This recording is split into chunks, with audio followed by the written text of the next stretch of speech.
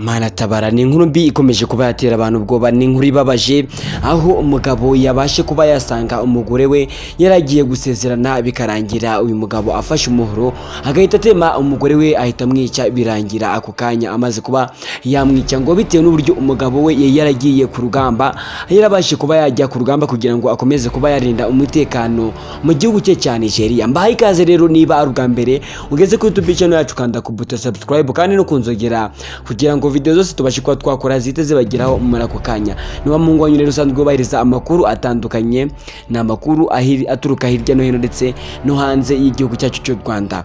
Mbahaye ikaze rero.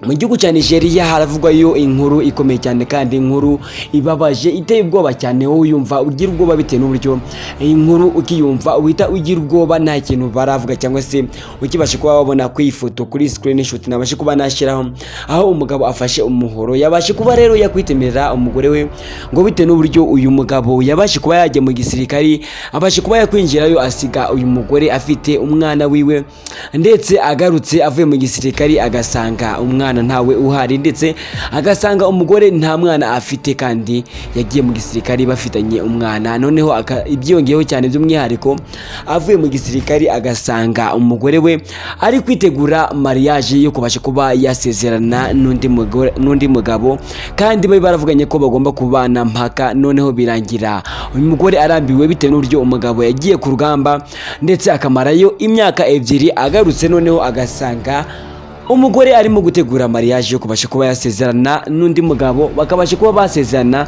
imbere y'Imana ndetse n'imbere y'amategeko kugira ngo babashe kuba babana. Ese wakwibaza ngo uyu mwana yabashe kuba yamushyiraho rero uyu mugabo yabashe kuba yakumva amakuru bavuga ko ngo uyu mugore yabashe kuba yamwica nawe abasha kuba yamwirangiriza akamubuza ubuzima ngo bitewe n'uburyo uyu mwana yamugoye kubasha kuba yamurera, none birangira nawe yivuganye umwana.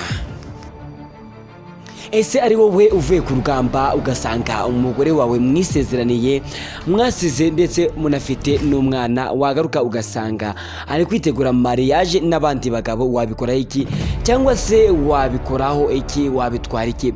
Ndagira ngo nkubwire ngo rero andika muri comment, kandi inkuru irababaje cyane kandi inateye ubwoba. Ese ahangaha uri umugabo wahita ukora iki, cyangwa se uri kobwa wowe waba wabitekerejeho byatewe n'iki? Mbahaye ikaze rero niba ari ubwa mbere ugeze kuri YouTube channel yacu kanda ku buto ya subscribe kugira ngo video zose tubashe kuba twakora zite zibageraho muri ako kanya. Ndabakunda tubashe kuba twahurira mu zindi nkuru turi kubasha kuba twabashakira cyangwa se tukubasha kuba twabategurira ku mbuga nkoranyambaga zitandukanye. Ni Dide wanyu bakunda, thank you very much, muze kugira ibihe byiza, thank you.